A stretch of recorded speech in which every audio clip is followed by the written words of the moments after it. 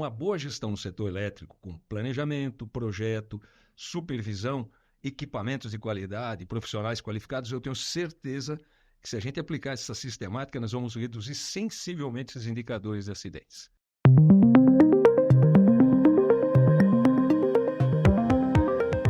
Boa tarde, pessoal. Sejam bem-vindos ao Estúdio Seconce. Nós estamos aqui com o Bacili. Olá, Romeu. Tudo bem? Tudo bem, e você? E essa vozinha Boa aí? tarde. Hoje eu fiquei com inveja da tua voz, então estou dando uma engrossada também na voz. Desculpa, eu estou um pouco com a garganta inflamada, mas não é Covid e nem H1N1, já fiz os testes, deu tudo negativo. Então tá bom. Mas o importante é que você vai nos ajudar aqui a ter esclarecimento junto com o Gianfranco. Gianfranco, uma das maiores autoridades no Brasil em saúde e segurança do trabalho. Seja bem-vindo novamente, Gianfranco. Obrigado, Romeu. Uma satisfação estar aqui com meu amigo Bacili. E tirando os exageros, muito obrigado. Que isso. Gente, nós temos falado aqui muito sobre saúde e proteção no trabalho, em especial no setor da construção civil, e agora expandindo para outros setores da economia. Mas tem um especial dentro da questão do segmento da construção civil, que tem acontecido aí ultimamente nos jornais, nas TVs, sobre alguns acidentes meio graves e que poderiam ser evitados. E todos eles estão dentro de campanhas que o Seconce está fazendo há algum tempo. E eu vou enumerar rapidamente. Queda. Nós estamos aí há pouco tempo falando sobre a campanha de queda, que ainda continua. Não só a queda do que cai em cima na pessoa lá embaixo, como de possíveis pessoas que caem lá em cima. O outro foi o que tem sido feito para isso, que foi a questão das redes de proteção, onde o Seconce participou da criação de algumas normas da BNT e tudo mais. Você explicou muito bem no nosso último. Um outro fator, que não é isso que a gente vai falar aqui hoje, é soterramento, que é outro também meio grave que acontece isso. Mas qual é o nosso tema hoje? Choque. Aqui é a nossa campanha, Choque Zero, que é a gestão dos riscos elétricos nos canteiros de obras. Gianfranco, mas choque na construção? O cara tem bota, o cara tem luva, o cara está lá trabalhando e ele tem problema de choque? Olha, eu vou deixar esses dados estatísticos mais elaborados para o Bacili comentar, mas um item que foi interessante, Romeu, que você comentou, ele tem bota, ele tem luva, isolante e tal. Nós estamos falando do eletricista. O eletricista obrigatoriamente tem que ter uma autorização formal para trabalhar com eletricidade, onde está implícito que ele tem um curso de capacitação para ser eletricista e um curso de segurança do trabalho que está especificado na NR10. Então, ele tem que ser autorizado, ele tem que estar sob a supervisão do engenheiro eletricista. Hoje é um item, né, Bacili, que a gente tem visto, quase nenhuma construtora tem um engenheiro responsável pelas instalações elétricas provisórias do canteiro. É uma obrigação legal. E quando você comenta que ele está usando EPI, a gente fez um levantamento estatístico, sabe quem mais morre vítima de choque elétrico em canteiro de obra? Em primeiro lugar, o pedreiro. Em segundo, o operador de betoneira. Porque passa o fio na água, por acaso? Entre outras coisas, sim, mas é falha de aterramento, fuga de energia. Mas pega na betoneira? A betoneira, que é uma estrutura metálica, uma massa metálica, isso, por fuga de corrente e falha no aterramento elétrico, por contato indireto, ele sofre o choque elétrico. Então, é a carreira, né, a profissão com a segunda vítima. E aquilo é 220, 300 e qualquer coisa? Pode até ser 110, se ele tiver molhado, todas as condições pioram, quer dizer, aumentam, diminuem a resistência, a corrente elétrica passa mais fácil, ele sofre uma parada cardíaca e morre. Portanto, quem mais se vitima dentro de um canteiro de obra não é o eletricista, que está exatamente com a sua bota, a sua luva, tem capacitação e treinamento e orientação. E isso é um reflexo de instalações elétricas mal elaboradas, mal instaladas. Uma coisa que eu me lembro de vez em quando você está numa obra que está mais ou menos lá, você vê um fio que começa lá, ele está pendurado lá no relógio de luz, que também está meio sei o quê, está lá enganchado, e vem aquele fiozão andando faz a curva, e assim faz. As gambiarras. E daí que eu disse, às vezes tem uma poça d'água de qualquer motivo lá, atravessa aquilo, né? É verdade. As gambiarras, né? Nós O Jean falou bem, nessa campanha que nós estamos fazendo, indo para todas as nossas regionais, né? A gente se espantou com a falta realmente de conhecimento, né? Mas também um fator que deixou a gente muito motivado é que todos estão ávidos em ter Todos conhecimento. quem, Bacille? Porque você vai falar, você não vai no canteiro de obra, você vai para um auditório. Quem Exatamente. frequenta o auditório? São profissionais de segurança, muitos técnicos de segurança, muitos eletricistas, né? A gente viu um número muito grande de eletricistas, que inclusive contribuíram muito, né? E o Jean fala muito do risco que tem para o pedricista. Né? Para quem? Pedricista. Pedricista. É uma função que tem no canteiro de obra. Né? Você pode falar um pouco sobre o pedricista, porque o Jean fala muito nas palestras dele sobre os pedricistas. O que é? O pedricista é um pedreiro que virou eletricista. Ou ele faz as duas coisas simultaneamente. Sei. E esse é um grande problema no canteiro de obra, que a gente fala que é o improviso. Uhum. E com relação ao que o Bacille comentou dessas gambiarras, às vezes eu até tenho o projeto de instalações elétricas temporárias. Às vezes eu até tenho. E quando ele existe, ele às vezes não é completo. Eu não tenho a carga total instalada, eu não tenho o diagrama unifilar, falta o dimensionamento de quadro de força. Uhum. Então isso na maioria das obras não existe. Tanto que quando a gente comenta esses aspectos, é novidade para a maioria desses profissionais. Então, esse pedricista é aquele capacitado na própria obra que ele vai fazer as atividades, mas ele não tem uma formação em eletricidade. Uhum. A NR10 até permite, né, um capacitado, mas sob a supervisão de um engenheiro eletricista. E a gente não tem isso na obra, infelizmente. Então, esse improviso também provoca acidente. Esse eletricista que morre com choque elétrico, eu não sei se ele é um pedricista, ou um eletricista ou um pedreiro. Uhum. Mas daí pegando o que vocês estão falando, quando a gente fala que é a segunda ou terceira maior causa de acidentes, o choque elétrico, Muito bem lembrado. me parece tão óbvio ter cuidado com eletricidade. E será que o pessoal que está lá também, eles são vividos, né? São vividos, eles sabem alguma coisa, ou será que abusam? Olha, por que nós escolhemos esse tema, né? Uhum. No ano passado, e a gente acabou falando bastante sobre isso, né? Nós escolhemos o Queda Zero como uma campanha, e é uma campanha que teve início, meio, mas não teve fim. As campanhas, todas nossas, Ela continua. Elas não têm fim. Elas têm um começo, têm um meio, e aí a gente continua, porque você sempre tem alguma coisa a mais para informar, né?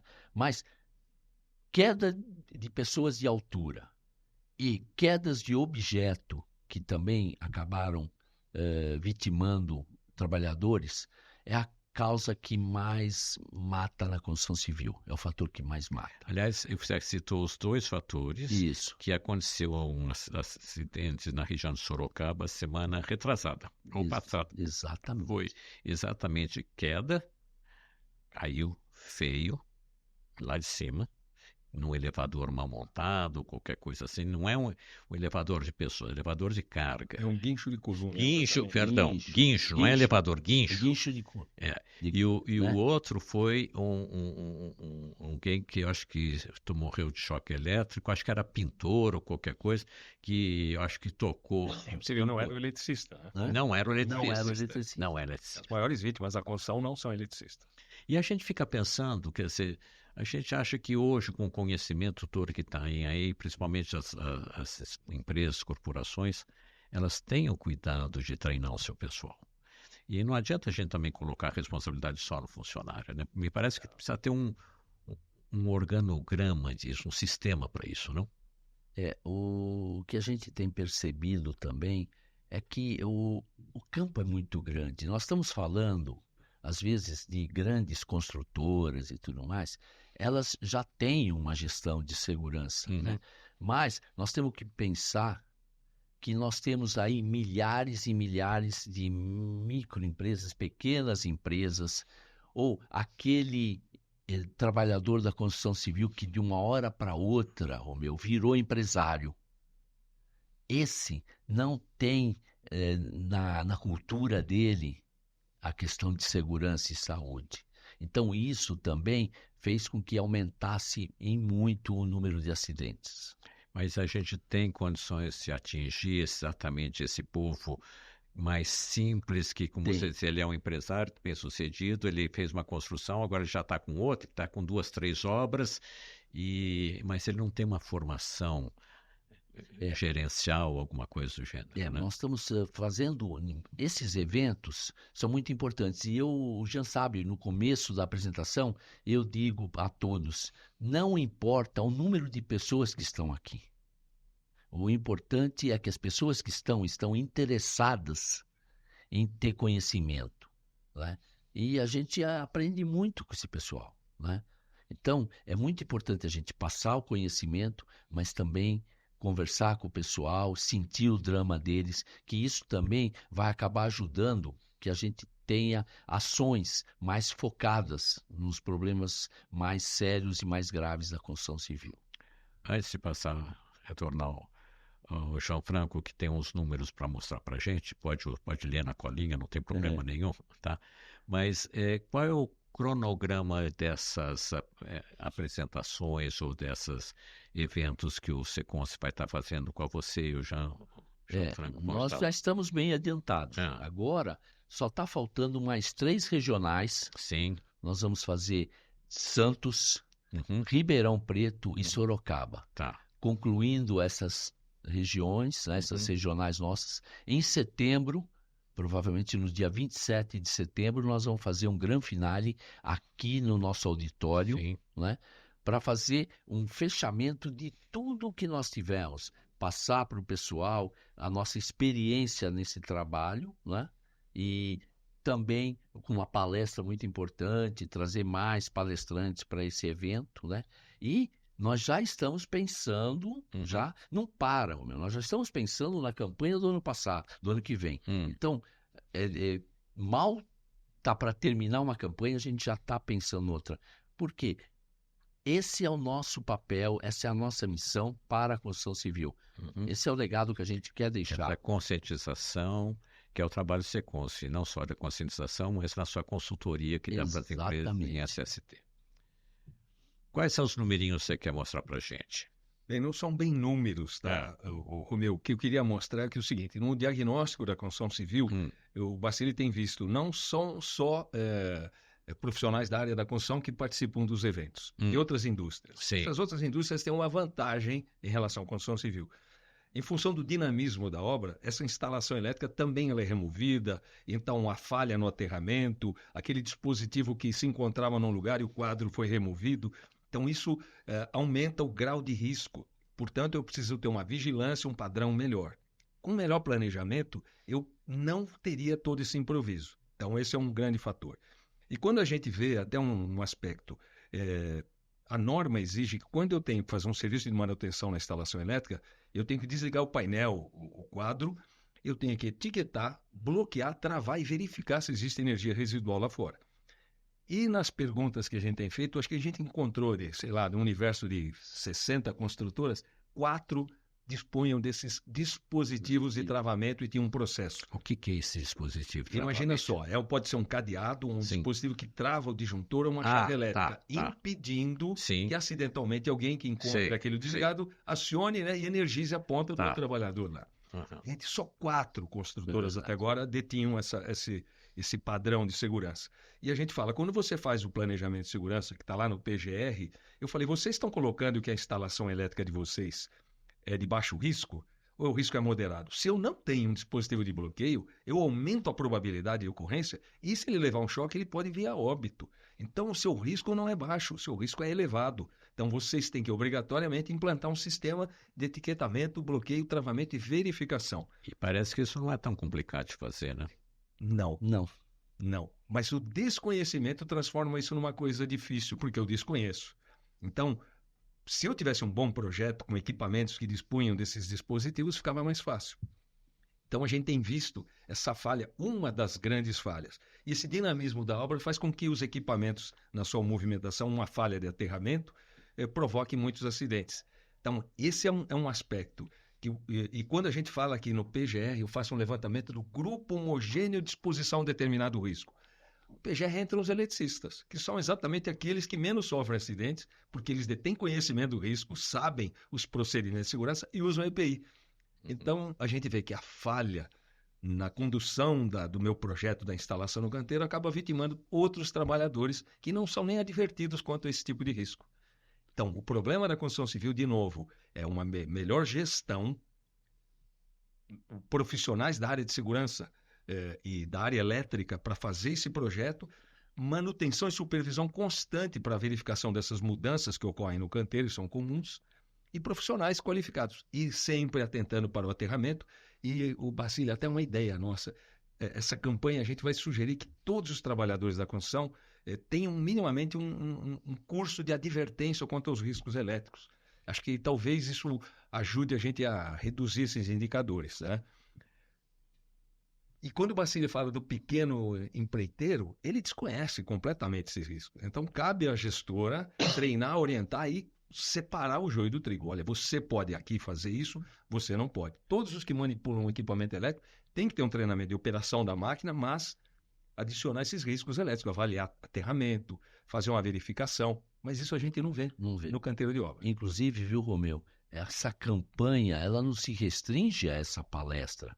Não, né? sim, então, sim. isso é a coisa mais importante. Porque ele é um dos itens. O né? Seconce também vai aos canteiros. Nós vamos aos canteiros, mas dentro desse pacote, nessa campanha, nós temos podcasts falando sobre o assunto. Nós temos cartazes, vários cartazes, que falam do choque zero, muito bem elaborados, que a gente entrega à vontade para o pessoal. Todas as empresas eles podem, através do QR Code, né, que está no nosso site, pegar esses cartazes e usar eles aonde quiserem, né? Então, e eu sempre falo, né, nas palestras, que quanto mais pessoas assistirem, né, no YouTube as nossas matérias, melhor vai. Quanto mais inscritos, quanto mais joinhas, né, o pessoal der nos eventos, né, e der aqueles like, né, no YouTube, melhor vai ser. Quanto mais inscritos, nós vamos poder fazer também apresentações ao vivo, né, matérias simultâneas, né, na hora, para que todo mundo veja. Então, e tem um dos cartazes, que esse é o que eu mais gosto, né, que é o último cartaz, né, Jean, que a gente passa para o pessoal, que mostra um trabalhador voltando para casa e a família correndo para abraçá-lo, né? Por quê? Esse é o legado que a gente quer deixar. Né? Nós queremos que os trabalhadores da construção civil ou de qualquer outra atividade econômica, do mesmo jeito que ele saiu são e sadio, né? E em segurança de casa, ele volte para os seus da mesma maneira. Então, isso é o que é o mais gratificante para a gente, né, Jean? E é o que a gente trabalha no dia a dia e é o que a gente tem feito nessas campanhas. Isso é um pouco não, é muito o slogan, o tema do Seconce, né? Salvar vidas, construir o Brasil. Né? Exatamente. Quer dizer, salvando vidas, construindo o Brasil. Exatamente. É exatamente isso. E é essa a questão, quer dizer, não é apenas que eu estou salvando vidas do lado de hospitais, IAMES e UBS ou qualquer coisa. É na parte também da construção civil, sem dúvida. Que aliás o Seconce está fazendo 60 anos esse ano, celebrando. Daqui a pouco o Seconce vai começar a ter os primeiros cabelos brancos. Alguma coisa mais para a gente terminar?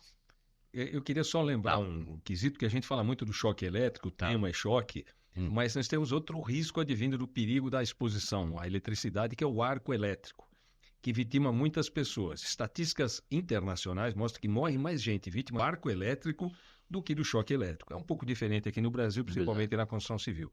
O arco elétrico é um fenômeno de um curto-circuito que ele joga uma chama intensa, né? Um calor absurdamente alto com material particulado metálico. Ele queima o trabalhador. Então, para isso, eu preciso conhecer as características do meu painel, calcular a energia incidente e saber a distância de limitação segura de aproximação para eu não precisar me aproximar daquilo sem ter um EPI especial, que é uma vestimenta. Mas o arco elétrico, ele é por